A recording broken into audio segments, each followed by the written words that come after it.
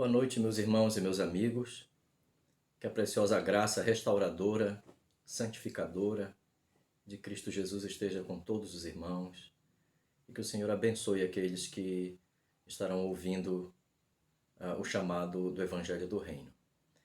Eu peço-lhes que abram suas Bíblias para nós continuarmos as exposições no Salmo 23. Peço que abram, por favor, ali no Salmo 23. Para a nossa terceira exposição.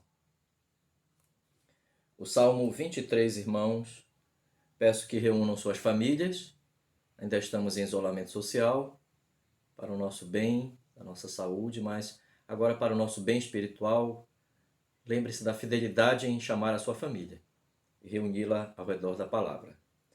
Leiamos, diz assim, irmãos: O Senhor é o meu pastor, nada me faltará.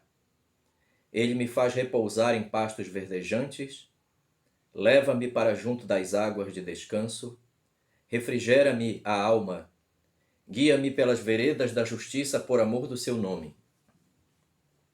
Ainda que eu ande pelo vale da sombra da morte, não temerei mal nenhum, porque tu estás comigo, o teu bordão e o teu cajado me consolam.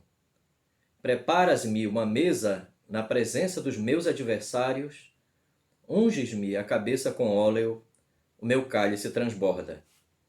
Bondade e misericórdia certamente me seguirão todos os dias da minha vida e habitarei na casa do Senhor para todo sempre. Amém.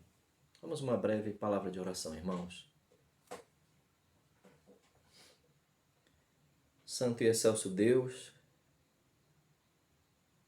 e glorioso Deus e Pai de nosso Senhor e Salvador Jesus Cristo, Deus sublime, Deus todo-poderoso, aquele que fez os céus e a terra, aquele que sustenta o universo pela palavra do seu poder e que nos dá todas as coisas graciosamente. A Ti seja o louvor, a honra, a glória, ó Senhor nosso Deus, e Te imploramos, Senhor, sob a dependência da Tua imensa graça, Senhor.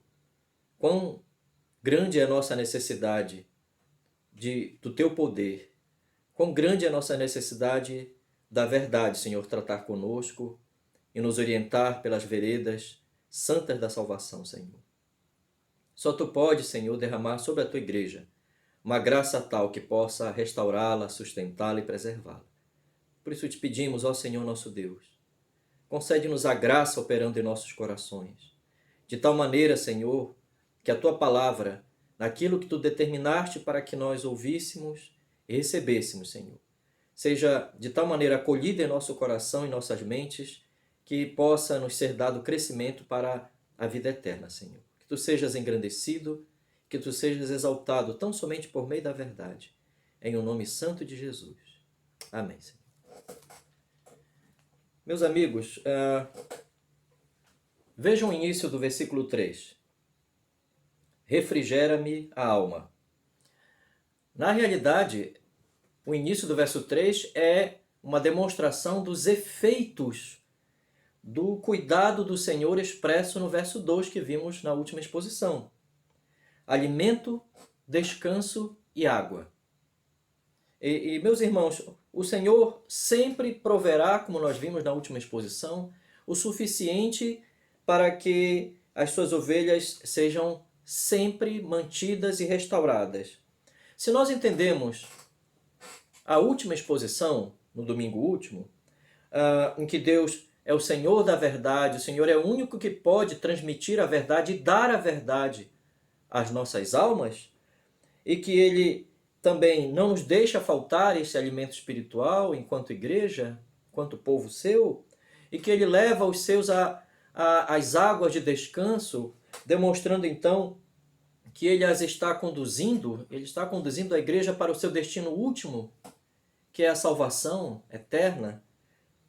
Bem, então o verso 3 já descreve no seu início os efeitos desta provisão espiritual.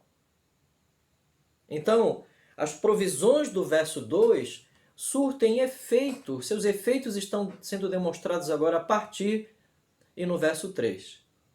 Então, a expressão refrigera minha alma são os efeitos daquilo que é realizado no versículo 2. Pois bem, tentar entender o Salmo 23 em versículos isolados é uma má interpretação.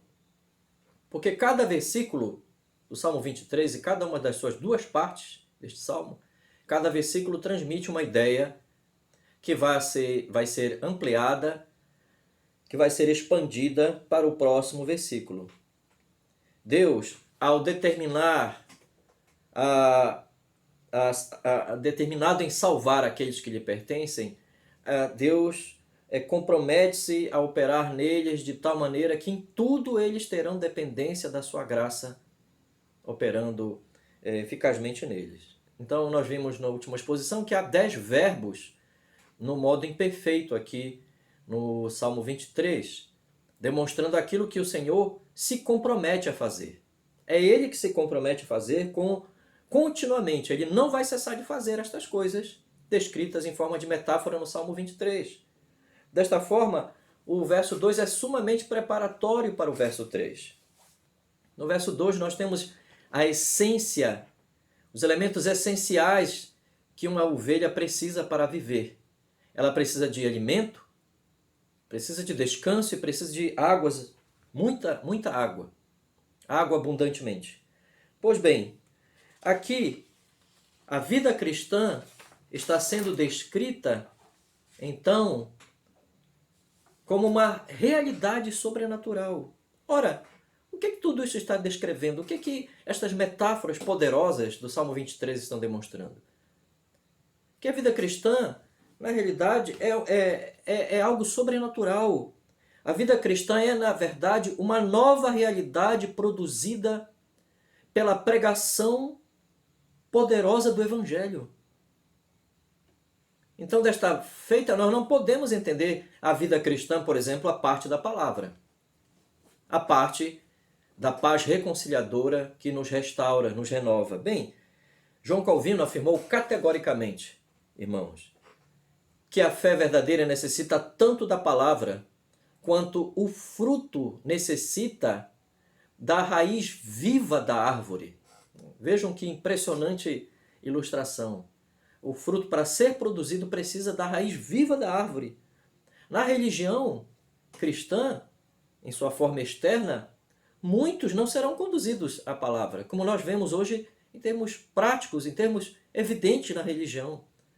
Muitos se esvaem de doutrinas, muitos rejeitam profundidade bíblica, mas todos os que são gerados pela palavra serão mantidos através da palavra com pastos verdejantes. Todos os que nasceram de novo pelo Evangelho. Então, meus irmãos, nós vimos no verso 2, ele me faz repousar em verdes pastos. E hoje nós entraremos no assunto do versículo 3. No assunto do verso 3, irmãos, há mais duas coisas que este Supremo Pastor se compromete em relação àqueles que estão sob o governo da sua salvação. A primeira coisa, restaurá-los sobrenaturalmente. Uma restauração sobrenatural. A segunda coisa é conduzi-los por veredas justas, por causa da sua fidelidade e da glória do seu caráter, envolvidos na salvação daquela ovelha. Então são estas duas coisas que nós vemos no verso 3. E por causa então de uma objetividade melhor na nossa instrução, irmãos, hoje todavia eu quero ficar apenas com a primeira coisa que este Supremo Pastor se compromete a realizar, e que nós temos na expressão do verso 3 inicialmente, refrigera-me a alma. Vamos para o texto, irmãos. A primeira coisa que nós vemos aqui é a restauração proveniente do pastor. A restauração dos salvos. Logo após tratar dos elementos essenciais da vida cristã, os elementos essenciais da vida de uma ovelha, no reino de Deus, meus irmãos, nós lemos que esta ovelha sempre necessitará de restauração. Como uma ovelha, Davi está vendo a si mesmo como uma ovelha que sempre necessitará ser restaurada. Pois bem, irmãos, é este outro assunto, além do verso 2, dos temas do verso 2, este é outro assunto central na vida cristã. É um tema-chave da vida cristã. Crentes são pessoas suscetíveis, necessitadas, por sua natureza, de restauração. Vejam o termo hebraico aqui utilizado nas nossas traduções. Refrigera-me a alma. A palavra refrigera, aqui o verbo, irmãos, shuv, em hebraico, pode ser traduzido restitui-me, restaura-me, refrigera-me. A Bíblia, na linguagem de hoje, traduz como renova-me. Bem, o cuidado, o alimento, o descanso, as águas de descanso, ali no versículo 2, trouxe vida à alma, restaurou aquela ovelha. Por isso nós entramos então num tipo de assunto muito específico, muito particular da vida cristã. Algo próprio da natureza da vida cristã, que só a vida cristã possui. A necessidade de restauração. O conceito bíblico de restauração deve ser o nosso grande objetivo ao analisar esse texto hoje, irmãos. Crentes são o único tipo de vida que não apenas depende da palavra, são alimentados pela palavra, mas crentes, meus irmãos, são restaurados. Eles precisam de um cuidado e uma restauração superior. Cada crente necessita de um constante e superior cuidado que as restaurem. Meus irmãos, porque embora tenham sido colocados os verdadeiros crentes no estado da salvação, embora não possam perder esta salvação, nem podem perder esse estado, crentes podem sofrer graves e sérios sofrimentos devido às suas próprias fraquezas neste mundo. Uma vez que crentes podem, ainda no presente mundo, podem cair em pecados, podem desviar-se, crentes podem ser afligidos por fraquezas e crentes podem parcialmente apostatarem. Não totalmente, mas parcialmente apostatarem, meus irmãos. Todavia, aqui se nos diz, no ensino bíblico, e especialmente aqui agora, no Salmo 23, que crentes podem ser restaurados. Uma vez que um pecador é chamado à eterna graça de Deus, ele nasce de novo, seja feito nova criatura, ele seja feito filho de Deus, seu pecado seja perdoado e ele seja feito justo. Meus irmãos, crentes pecam, crentes falham, crentes passam por grandes tribulações, crentes passam por angústias desgastantes. Vejam, por exemplo, este primeiro elemento citado agora. Crentes pecam e crentes podem pecar gravemente. O pecado de crentes, meus irmãos, são graves. E não é um pecado menos grave do que o pecado daquele que não é crente. Pois bem, a grande diferença, irmãos e amigos, é que o pecado de um crente não será tratado como o pecado de um ímpio, como daquele que não é ovelha. Como assim? Não faz parte da vida daquele que está em Cristo que ele seja salvo por obras e por méritos. Pois bem, por méritos próprios, seus. Ele é salvo pela justiça de Cristo. E uma vez que ele é salvo pela justiça de Cristo, ele é feito filho, ele será tratado com todas as benesses de filho. e também será tratado, e punido, e instruído, e corrigido também como um filho. Todos os direitos, mas também todas as responsabilidades de um filho. Conforme nós lemos em Hebreus, na carta aos Hebreus, capítulo 12, versos 6 e 7, irmãos. Porque o Senhor corrige a quem ama e açoita a todo filho a quem recebe. É para a disciplina que perseverais. Deus vos trata como filhos. Pois que filho há que o pai não corrige? Pode surgir uma pergunta em nossas mentes. Ora, por que crentes então não são destruídos pelos seus pecados? Pelos seus próprios pecados? Exatamente por este fator, irmãos, primordial da doutrina bíblica da condição definitiva de um crente. Um crente não pode cair da graça. Um crente, meus irmãos, por exemplo, pelo fato de estar em Cristo, a morte deixou de ser o salário, a morte eterna deixou de ser o salário do pecado na vida dos crentes. Pois eles já receberam, diz o texto lá em Romanos, o dom gratuito de Deus, que é a vida eterna em Cristo Jesus.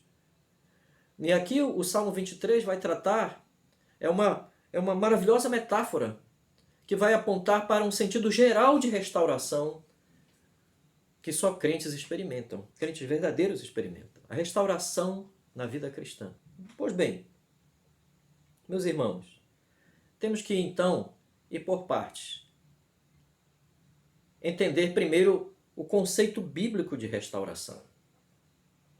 Refrigera-me a alma. Podemos ler, restaura-me a alma, restitui-me a alma.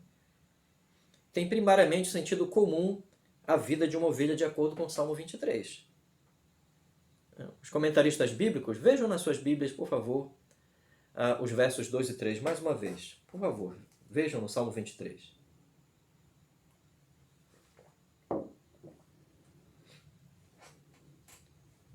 Ele me faz repousar em pastos verdejantes. Leva-me para junto das águas de descanso. Refrigera minha alma, guia-me pelas veredas da justiça por amor do seu nome.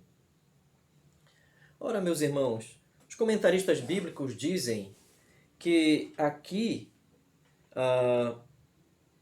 um destes dois significados temos em relação a esta primeira expressão do verso 3.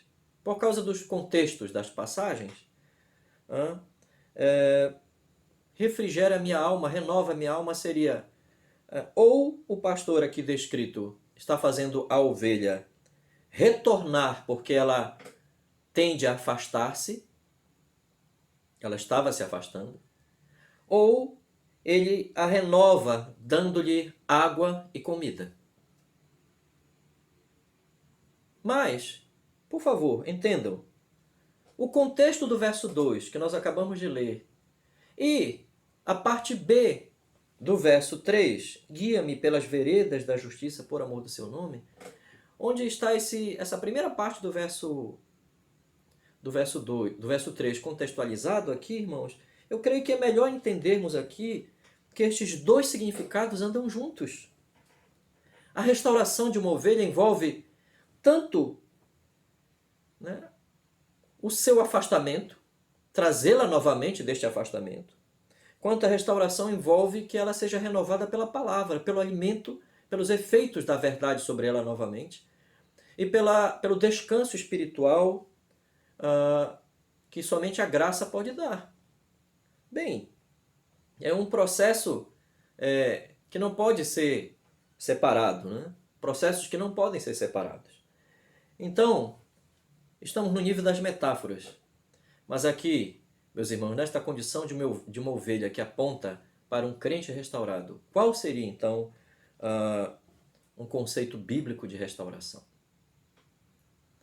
Meus irmãos, restauração é o conceito bíblico de que um crente verdadeiro jamais será entregue a si mesmo de uma forma definitiva.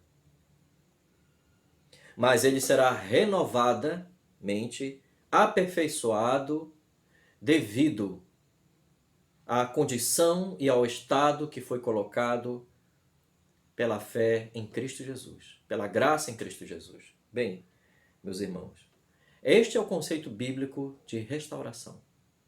Um crente jamais será entregue a si mesmo de forma definitiva. Antes ele será restaurado de tempos em tempos e por causa da sua condição que fora colocada pela graça em Cristo Jesus. A condição da salvação, que é uma salvação vinda dos céus, vinda da nova aliança. O salmista está afirmando, na realidade, que ele não será deixado entregue a si mesmo. Que a graça nunca estagnará, que a graça nunca o deixará atrás. Ela nunca voltará. Esta mesma graça estaria trabalhando nele de forma contínua. Trataria com ele, trataria de trazê-lo de volta à submissão. Trataria com a sua comunhão e seus cuidados sobre ele. Este é o sentido de uma alma, a alma de alguém que pertence ao Senhor sendo restaurada. Aquela pessoa sempre é trazida de novo a ele. É sempre restaurada de uma tal forma que as suas forças sejam renovadas para perseverar na graça e na vontade do Senhor. Meus irmãos, graciosamente, pelo Espírito Santo, este ensino vem a nós na forma de uma graciosa metáfora, uma maravilhosa metáfora. Uma ovelha desgarrada, né, acaba ficando fraca, desfigurada, mas ela não é entregue a si própria. Ela estava dando sinais já de afastamento. Ela estava se apartando do seu pastor, da direção do seu pastor, dos alimentos que o seu pastor estava lhe dando. Mas ela apartou-se de pastos verdejantes e de águas de refrigério. E agora, meus irmãos, nós temos que entender o cuidado desse pastor em restaurá-la. E que aqui, na forma de metáfora, temos ainda que entender quem pode realizar esta restauração. Este ensino difere, biblicamente, difere profundamente das seitas e de qualquer outro ensino que se aparte das Escrituras quanto à ideia de restauração. Primeiro, só crentes podem ser restaurados. Aquele que não nasceu de novo não pode ser restaurado. Ele precisa primeiro nascer de novo por meio do Evangelho. E uma vez que nós já temos uma breve noção deste ensino, temos de considerar quem pode restaurar uma alma. A alma daquele que pertence ao Evangelho. A restauração somente vem do Senhor. Refrigera-me a alma. É Ele que refrigera as nossas almas. E em geral, toda verdadeira restauração operada pelo Senhor não segue a nossa lógica, não segue as nossas perspectivas. Meus irmãos, geralmente nós pensamos em restauração espiritual de forma extremamente superficial e até mesmo antibíblica. Confundimos restauração muitas vezes com elementos da psicologia, pensando que nós podemos controlar os efeitos e as realidades com as quais nós estamos envolvidos com a nossa própria personalidade. E às vezes também muitos confundem restauração com sensação de bem-estar, ou com um pecado que ficou quieto por um tempo. Os puritanos diziam que o pecado está quieto de forma enganosa em nós.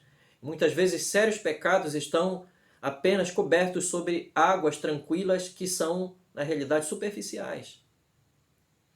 Meus irmãos e meus amigos, mas a restauração não é um elemento natural, assim como a fé não é um dado da natureza, não é algo natural. No Salmo 23, a ovelha é dependente em tudo de seu pastor, inclusive da restauração de suas forças. O mesmo Deus que nos dá salvação é o único que pode tornar eficaz a operação desta obra em nossas vidas. Vamos para uma extraordinária afirmação bíblica dessa ideia de que apenas um Deus soberano pode restaurar. Meus irmãos, no livro do profeta Isaías, no capítulo 40, até do verso 28 ao verso 31. Por favor, abram ali Isaías, capítulo 40, e os versos 28 a 31.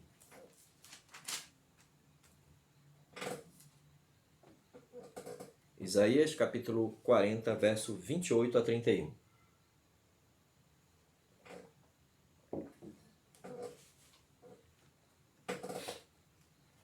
A minha versão dirá, irmãos: Não sabes, não ouviste, que o eterno Deus, o Senhor, o Criador dos fins da terra, nem se cansa, nem se fatiga? Não se pode esquadrinhar o seu entendimento.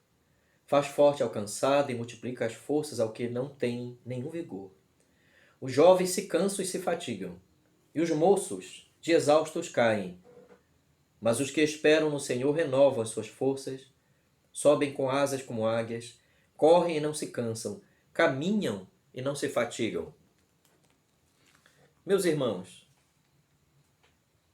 que extraordinária afirmação sobre a soberania de Deus em renovar e restaurar o seu povo. Ninguém possui controle da restauração autêntica, apenas o Senhor. E diz, em forma de comparações metafóricas aqui, o profeta Isaías, meus irmãos, que mesmo a mais vital, a mais natural das forças, como moços ou jovens capazes, então tudo isto se gastará. Não é uma força natural, não é uma coisa que a pessoa pode repor por ela mesma ou pela natureza comum. Pois isso possui limites. Não é isto que se está dizendo aqui quanto à verdadeira restauração que vem do Senhor. Deus é a única fonte para a fé verdadeira ser restaurada. Apenas uma coisa é exigida aqui, se os irmãos leram com atenção e os amigos, aqui no livro do profeta Isaías. Apenas uma coisa é exigida da fé verdadeira.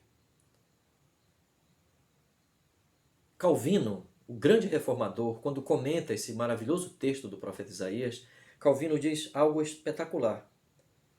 Que apenas aqueles que sentem a sua debilidade podem levar a efeito a dádiva de esperar no Senhor.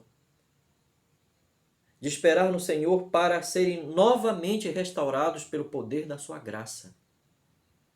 Então, meus irmãos e meus amigos, o que é exigido da fé verdadeira é esperar no Senhor sempre, porque dele é que provém verdadeira restauração.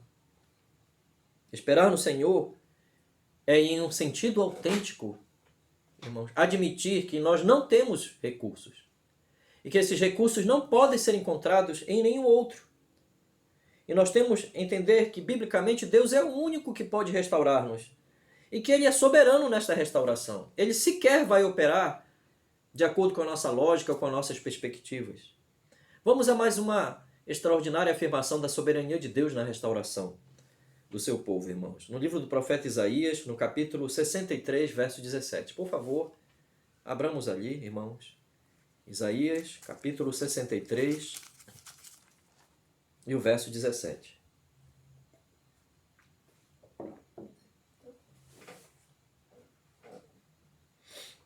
Que dirá: O Senhor, ó Senhor, por que nos fazes desviar dos teus caminhos? Por que endureces o nosso coração para que te não temamos?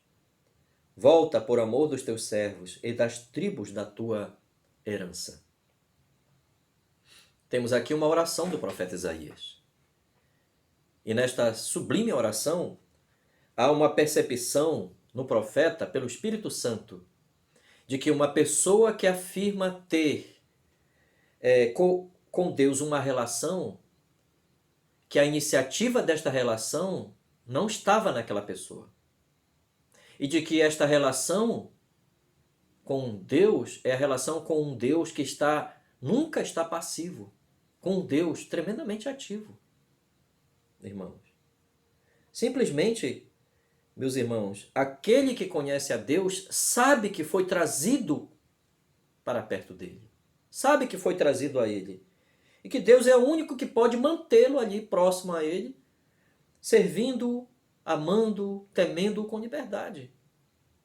Deus é o único que pode conceder graça ao coração que está decaído, que está endurecido, que está rebelde contra ele, contra a sua vontade.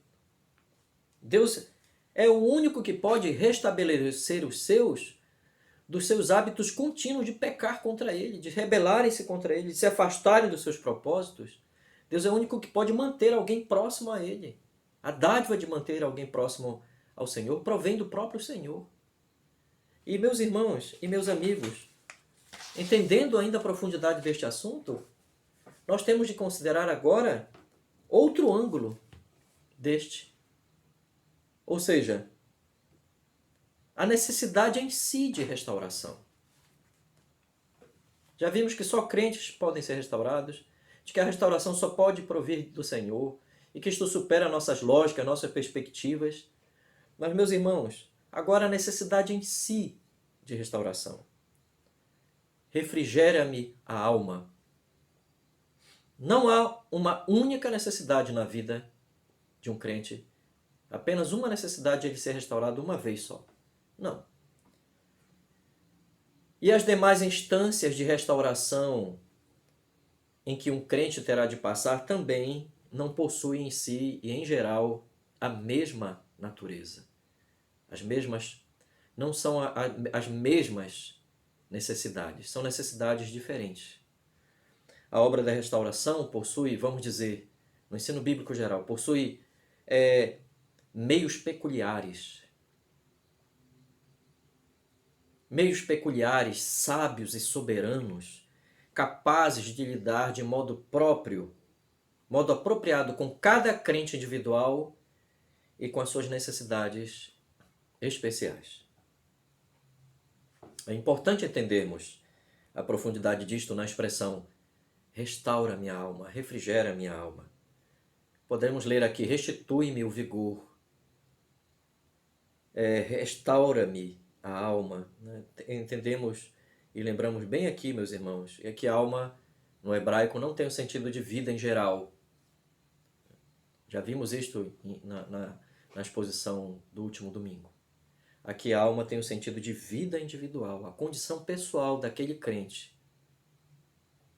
Tudo que aquele crente em si passará. Então, em cada caso, a única realidade que pode lidar com as coisas que desgastam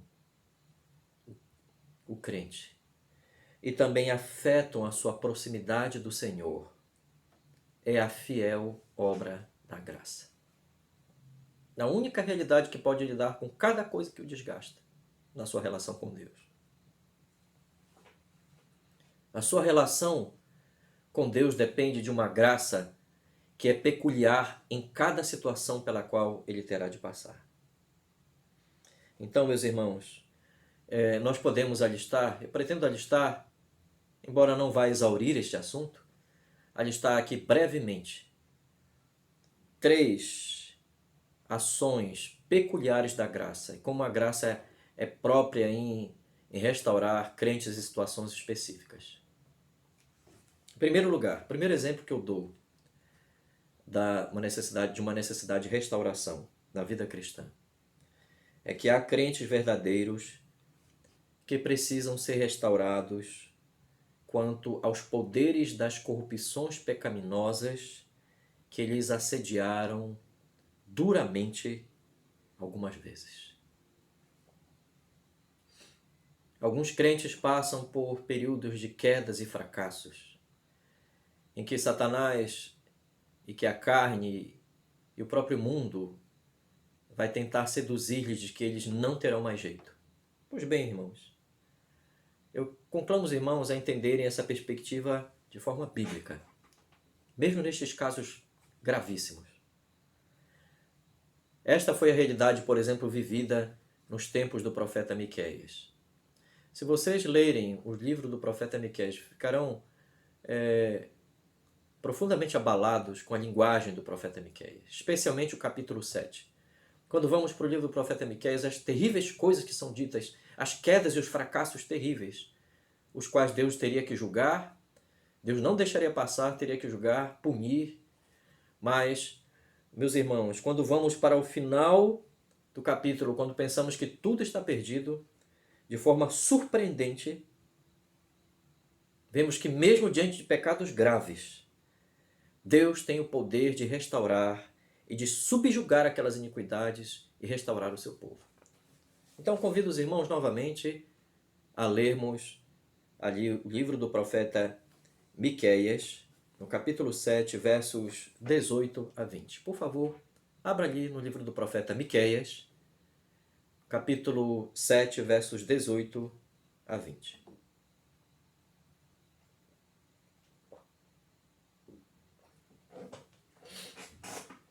Miqueias, capítulo 7, versos 18 a 20 dirão, irmãos, na minha versão: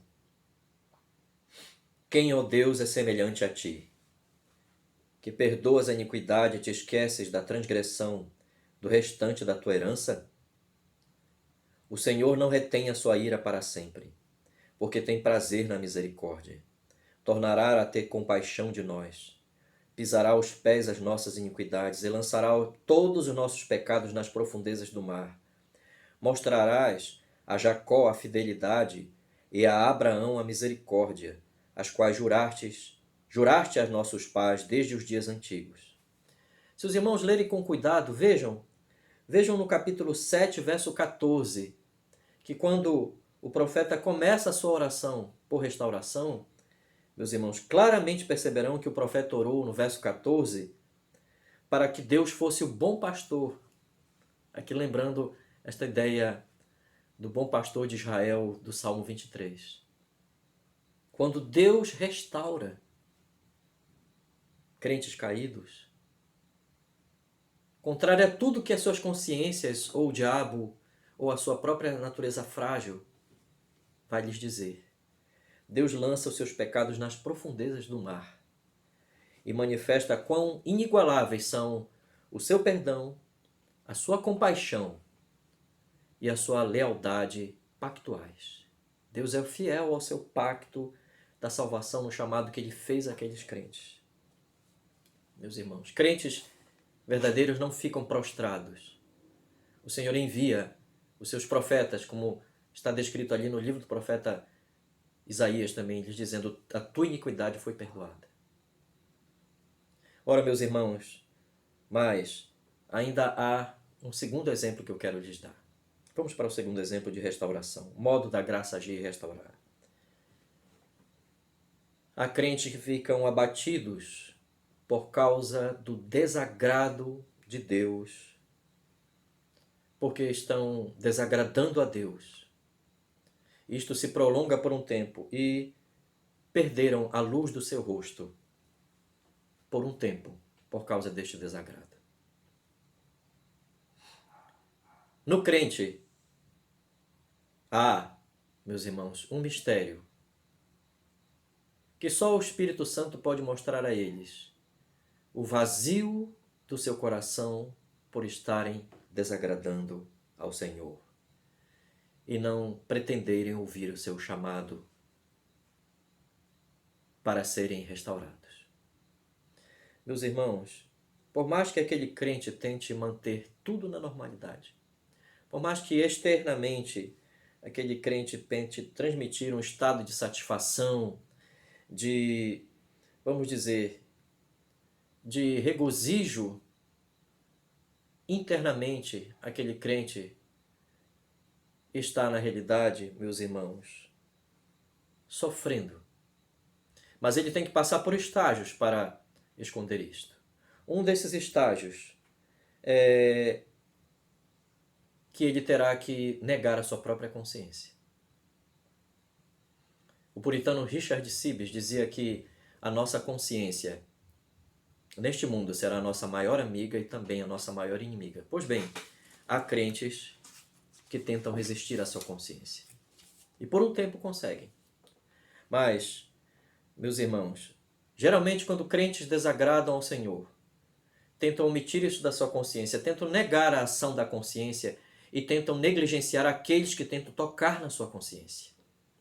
Mas eles nunca ficam bem, porque o elemento da restauração não é algo natural, é algo sobrenatural. Então, o Senhor, com o decorrer do tempo, também mostrará o seu desagrado, retirando a luz do seu rosto sobre eles. E estes crentes ficam, então, sob o desagrado do Senhor. Neste tipo de experiência, irmãos, Isto significa dizer que estes crentes podem ser entregues a si nesse estado de endurecimento momentaneamente. Eles são entregues momentaneamente à sua consciência cauterizada, a assuntos que eles não querem tratar, a coisas que eles não querem ver. Então a sua alma subjetivamente tenta, de alguma forma, estabelecer que aquilo não seja tratado. Mas aquele estado vai se agravando porque o Senhor retira a luz do seu rosto. Mas, soberanamente, não por causa deles mesmos, mas por causa da graça, a graça triunfará. No momento mais inesperado, reavivando aquele crente e fazendo-o cair em si mesmo novamente. Nós lemos a maravilhosa obra da graça. Eu quero dar um exemplo disto no livro do profeta Isaías, no capítulo 54, versos 7 e 8. Por favor, abram ali novamente no livro do profeta Isaías, no capítulo 54 e nos versos 7 e 8.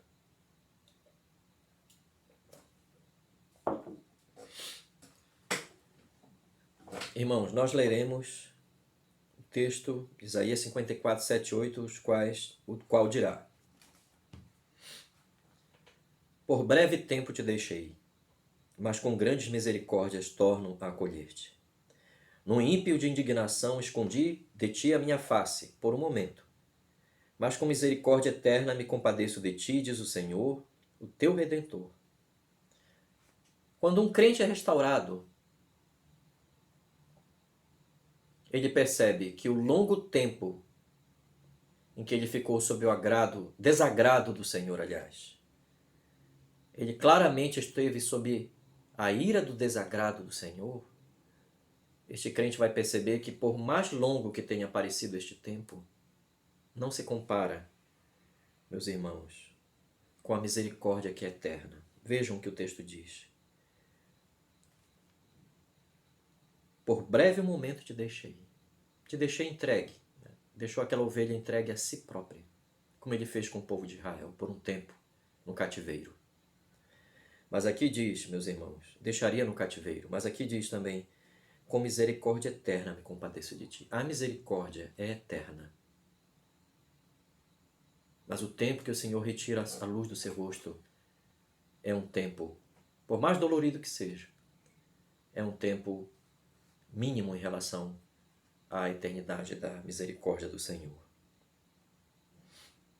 Eu quero ver, meus irmãos, com vocês mais um exemplo apenas da restauração. Quando um crente está passando por restauração, muitas vezes ele passa por restauração também por um período longo, devido a um período longo de tribulações e aflições.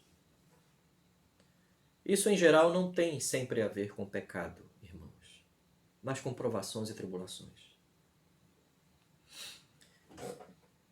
Se fôssemos deixados sozinhos, de um modo indefinido, nós desesperaríamos e nós seríamos destruídos. Mas aí entra um elemento chave da vida cristã, irmãos, que ficará evidente no verso 4 do Salmo 23, que eu não tratarei hoje, aquele que está passando pelo vale da sombra da morte. Mas eu quero apenas citar isto.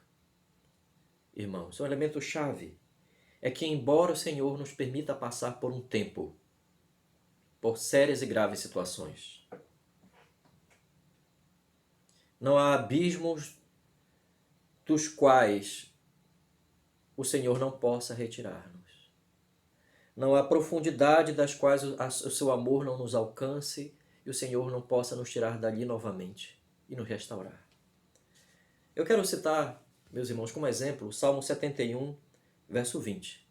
Por favor, vejam ali o Salmo 71 e o versículo 20, irmãos. O qual dirá, irmãos, da minha versão: Tu, que me tens feito ver muitas angústias e males, me restaurarás ainda a vida e de novo me tirarás dos abismos da terra. Apenas o Senhor pode alcançar os seus em determinadas profundidades. A nossa alma é tal que um breve consolo nada é, que uma breve sensação de alegria não nos alimentará, não nos satisfará.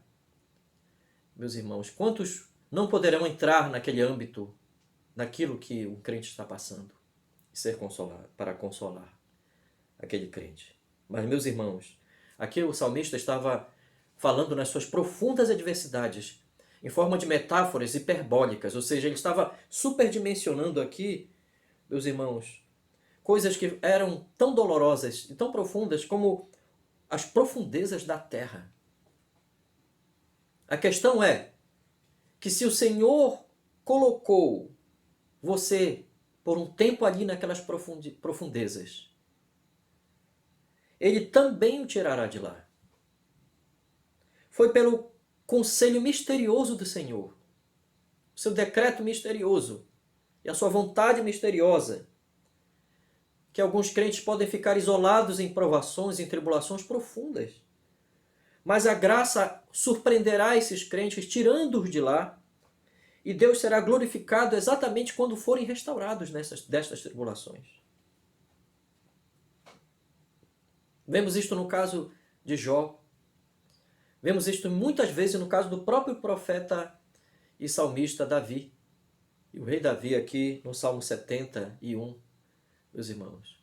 Mas existem outros casos de restauração também, por inúmeros fatores que nós não vamos entrar, irmãos, em um a um deles. Quantos não lembram de que, meus irmãos, Pedro negou o Senhor Jesus Cristo 3 vezes? E o mesmo Cristo ressurreto que venceu a morte, vem até ele e o faz repetir exatamente 3 vezes que o amava e que o serviria até a sua morte.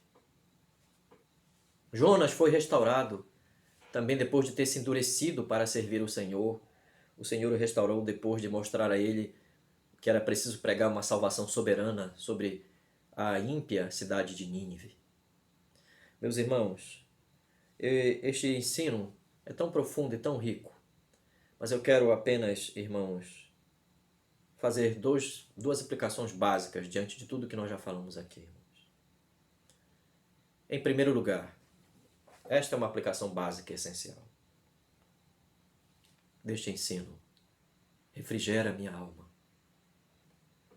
Jamais tente restaurar a você mesmo sozinho. Jamais tente restaurar a si próprio. Não pense que pode levantar a si mesmo. Não pense que pode levar você mesmo ao Senhor. Não pense que pode avançar na vida cristã por esforços próprios ou tudo que está sofrendo. A verdadeira restauração é uma genuína obra da graça que não pode ser imitada. Sim, você deve desejar restauração. O próprio desejo é algo colocado pelo Senhor da graça. Você deve desejar ir ao Senhor e clamar por mais graça. Porém, não tente ministrar à sua alma um remédio que não vá curar você. E um remédio que vamos dizer, que não traz cura e fora feito por você mesmo. Não tente fazer isto. Vocês perceberam a relação entre os versos 2 e 3, irmãos? Sempre a graça atua e somos restaurados para vivermos novamente sob a luz da palavra, em pastos verdejantes, em momentos em que a paz reconciliadora da graça nos sustenta. Jamais somos restaurados pelo nosso próprio modo de entender a nossa relação com Deus. Aliás, é exatamente esta atitude que é tremendamente prejudicial, que nos afasta dos seus caminhos. Tentar pensar que os nossos caminhos e os nossos pensamentos são iguais aos caminhos e aos pensamentos de Deus. Os pensamentos e os caminhos do Senhor são muito mais elevados, são muito mais sublimes e perfeitos e exaltados, meus irmãos. É a soberana graça que pode tratar conosco. Em segundo lugar, lembre-se deste ensino, da essência do ensino da restauração no Salmo 23. Quando ele diz graciosamente, restaura minha alma, refrigera minha alma. Ele está olhando para o Senhor que é o seu pastor, o Senhor do pacto. O Senhor é o meu pastor, nada me faltará, inclusive restauração. Ele prometeu isto na sua aliança da salvação. Então, eu quero que Lembre-se disto. Deus é fiel à aliança da sua salvação. Deus, Ele é o seu Deus. Lembre-se disto. O Salmo 23 é uma afirmação pactual. O Senhor é o meu pastor, nada me faltará. Ele restaura a minha alma. Examine a aliança da salvação, a aliança de Deus em Cristo. E você verá que todas aquelas promessas aludem em como a graça agirá conosco. Quais são estas promessas? Que nós não seremos apenas restaurados, teremos um novo nascimento, uma nova vida, um novo coração, mas que, meus irmãos, zelosamente seremos transformados e restaurados continuamente, que o Senhor não se lembrará dos nossos pecados, mesmo que eles sejam cometidos e venhamos a falhar. Meus irmãos, é verdade que a principal causa das nossas fraquezas, dos nossos fracassos que atingem as nossas almas, a principal causa somos nós mesmos, vem de nós mesmos. Mas o Senhor da graça se comprometeu a reluzir o seu rosto sobre nós e novamente a renovar-nos e restaurar-nos no bom termo dos seus caminhos. Aprenda a depender do Deus da aliança. Aprenda a pedir graça, retorne sempre a Ele, peça mais graça. Vá ao Senhor de toda a graça. Se somos crentes, temos que aprender a depender desesperadamente da graça. Eu termino citando o grande John Owen, que sabiamente disse que não obstante o poder e a capacidade que um crente tem recebido por meio da graça, a graça habitual, todo verdadeiro crente continua carecendo de graça real em tudo que ele fizer, em tudo que ele precisar viver. Ora, meus irmãos, essa ajuda da graça retida momentaneamente apenas aqueles que se esquecem da sua dependência do Senhor. Então não se esqueça da sua dependência do Senhor. Aqueles que deixam de lado a sua dependência, aqueles que deixam de lado, começam a se afastar do Senhor e precisam de restauração. Vá ao trono do Deus da aliança, o Deus de toda a graça. Clame por graça. Clame por restauração. Que o Senhor nos abençoe. O Senhor restaure sempre as nossas almas. Oremos, irmãos. Oremos, amigos. Ó Deus de toda a graça, ó Senhor soberano em nossa salvação, sublime em seu poder, que opera maravilhas, só Tu és Deus, ó Senhor. Não há obra semelhante à Tua, Senhor. Não há Deus de graça e de misericórdia eterna que pode nos recolher de novo nos seus braços, nos sustentar nos seus caminhos, nos levar de novo para junto de si. Só Tu és Deus, só Tu és glorioso, e nós Te exaltamos, Senhor, reconhecendo a nossa triste condição, a nossa tão falha, ó Pai eterno, natureza decaída ainda, Senhor, neste mundo.